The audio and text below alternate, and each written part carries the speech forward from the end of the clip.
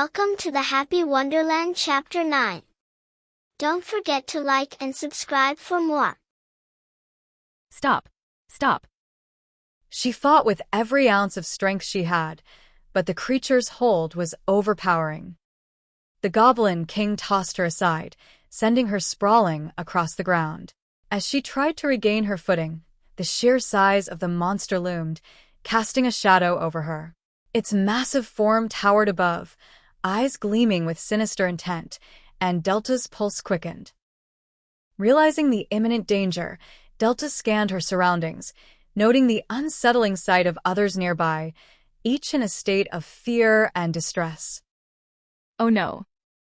Her gaze snapped back to the Goblin King as it took another menacing step forward. Driven by instinct, she bolted, her feet scrambling to carry her to safety. Delta raced, heart pounding in her ears as she leapt over rubble and dodged obstacles.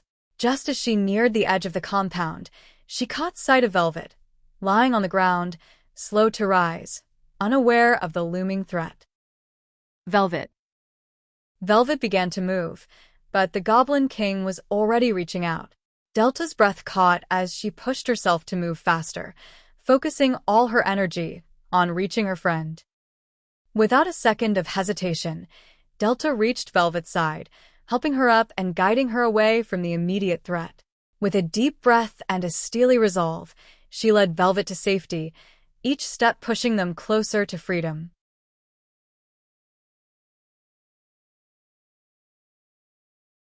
Are you okay now, Velvet?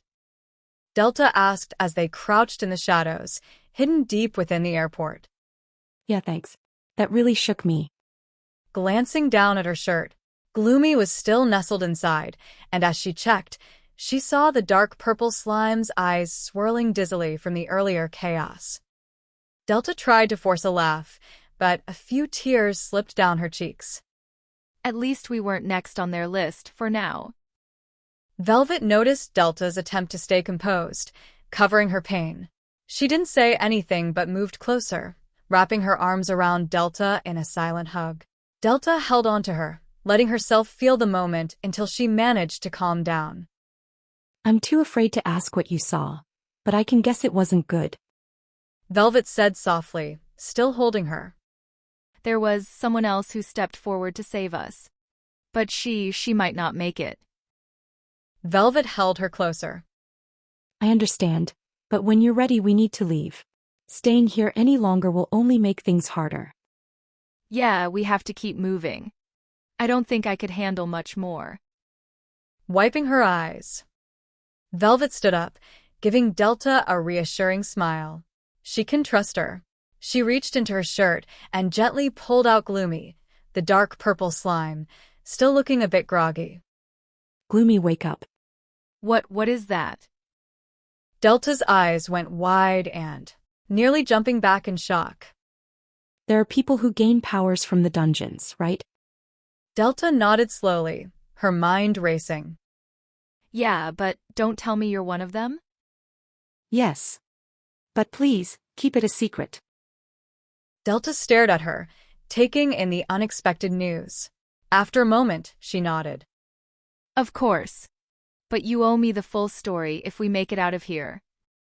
Velvet chuckled, turning her attention back to Gloomy. Gloomy, it's dinner time. The slime blinked up at her, still looking a bit disoriented. Master, my head is spinning. Delta, still in shock, nearly jumped again. It talks? Gloomy blinked, turning toward Velvet. Wait, she knows about me? I thought we couldn't trust anyone.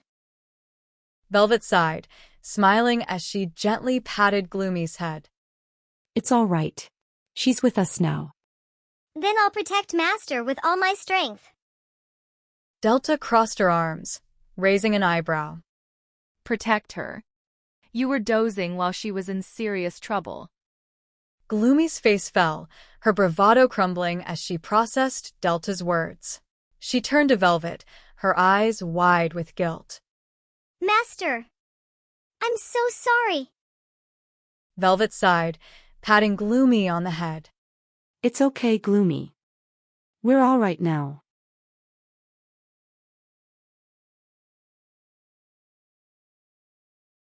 Velvet walked ahead, calling forth another one of her companions. Delta, still processing everything, watched in amazement as a portal opened before her, and out of it stepped a cute white tiger. Without thinking, Delta rushed forward and hugged Bagani tightly. Oh my gosh, he's adorable. Master, help. Bagani whined, squirming in Delta's embrace as Gloomy burst into laughter. Bagani, I need you to protect Delta, okay? Of course, Master. I'll protect her. They moved quickly through the area, engaging in brief skirmishes with hobgoblins along the way.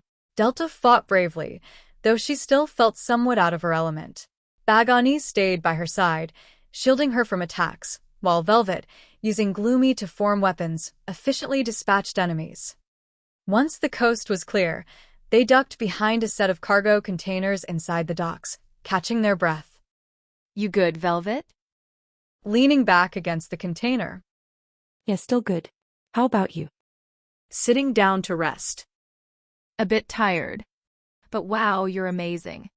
I've got so many questions for you, so you'd better be ready for a full interrogation later.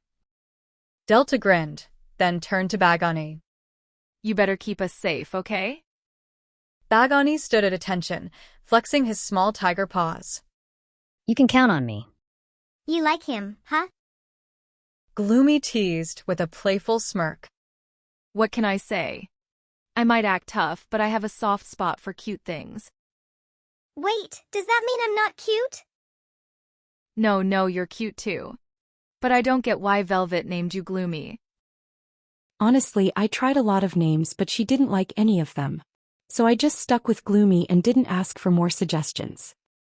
I'll have you know I'm much more fabulous than that name implies.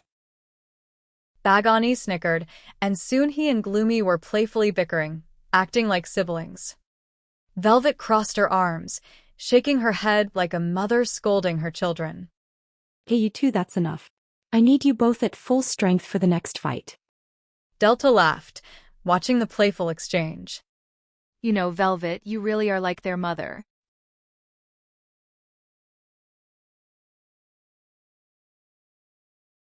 Velvet remembered she had the two-way radio and quickly switched it on. Oops, I forgot I had this with me, she said, sticking her tongue out playfully. Delta raised an eyebrow, smirking. Girl, you're lucky I don't give you a hard time for that. I really didn't mean to. Besides, I turned it off last night because I didn't want to be disturbed. Too much. She cringed, realizing her slip. When we woke up and started running around, we could have called for help. How long have we been running around clueless, huh? I'm sorry. Cut me some slack. I don't think that fast under pressure. Velvet apologized, holding her hands up defensively. Gloomy, watching the scene, shook her head.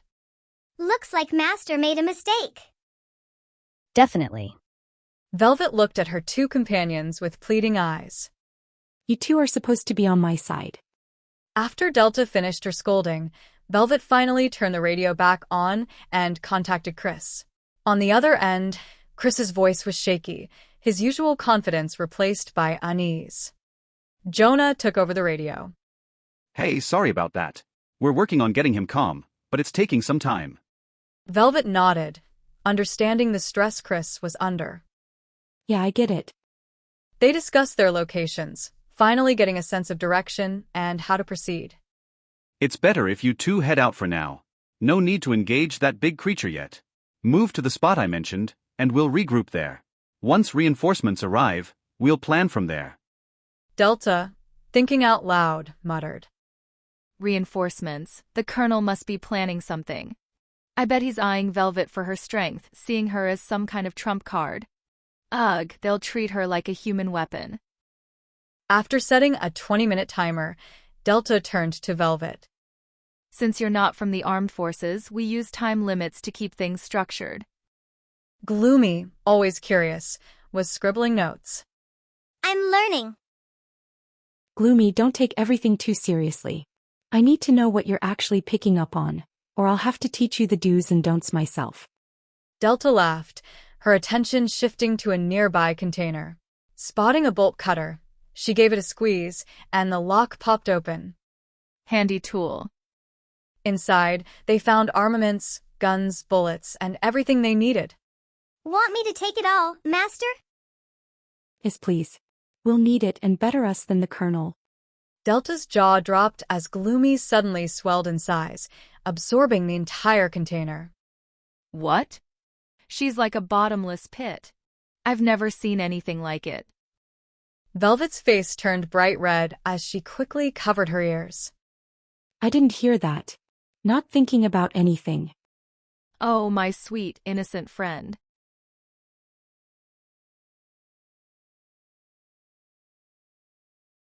Velvet and her team started moving, with Delta positioned in the middle while Velvet took the lead, instinctively shielding Delta in case of trouble. Delta noticed and couldn't help but smile, feeling grateful to have someone watching out for her. Green goblins ahead. They're weak, Master, but they're stronger in groups. Gloomy reported, morphing into the shape of a bow. You want me to use you as a bow? Velvet asked, her face uncertain. Yes, Master. I can't transform into a gun yet, but a bow is doable. Don't worry about arrows, you can generate those with your skills. Here goes nothing. Velvet held Gloomy in her hands and tried to infuse her mana, forming an arrow. The problem was her aim. Wow, you missed by miles. Master, are you not so good at this? I know. Can you, make the arrows lock onto the target with magic or something? That's it, Master. Even if your aim isn't great, the arrows will adjust to hit the target. That doesn't exactly help her confidence, Gloomy. You guys are so mean to me. Don't worry, Master. You've got this. Just try again before they spot us. With a sigh, Velvet infused the bow once more. Dark purple sparks danced in the air as an arrow formed, glowing with magic. Take this. Launching several arrows. Though her aim was still off, the arrows magically adjusted midair and struck the goblins. Wow, you did it. Nice job. You're amazing, Master. Even if aiming's tricky, the magic makes it work. I'm so happy I could cry. Meanwhile, Bagani watched, feeling his master was getting a bit too teased. Not exactly the best pep talk, Gloomy. I could have done a better job.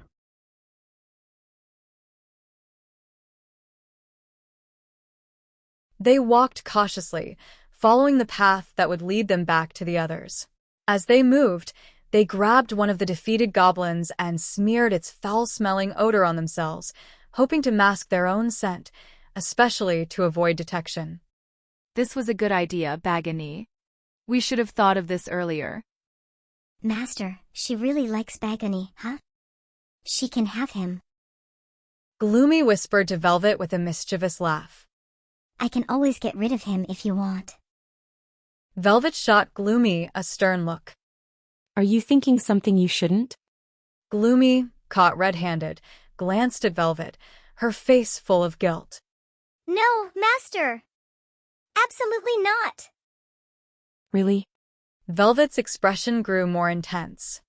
Finally, Gloomy cracked under the pressure. I'm sorry, Master. As they continued walking, an ominous feeling settled over the group.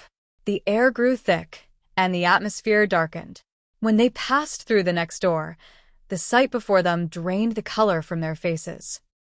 It was a room filled with captives, their spirits visibly broken. Velvet's breath caught in her throat, and Delta's eyes widened in horror.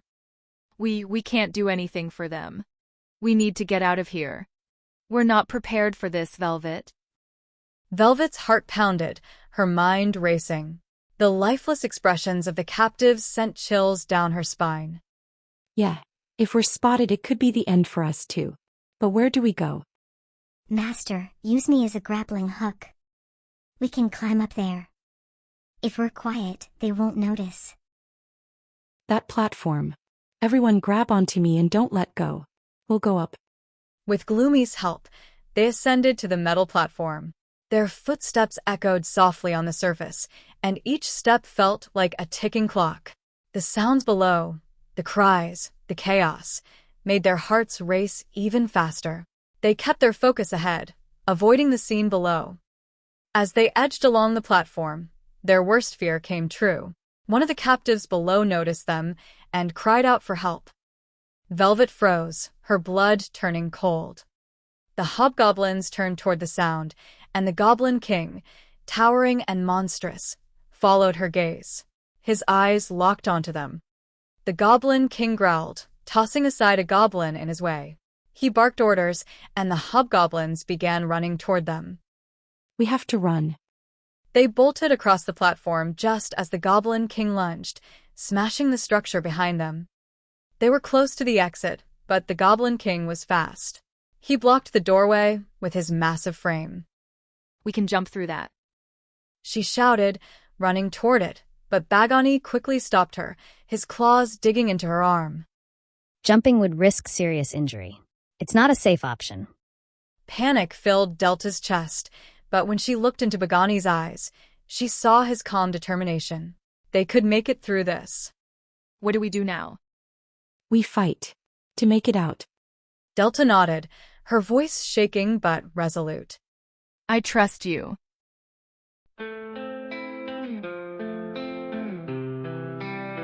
You told me lies, fed me with your empty words, made me believe in promises I never heard. I gave my time, gave my sweat and soul, but you just played me, left me out in the cold. Thought I could trust you, thought we had a deal.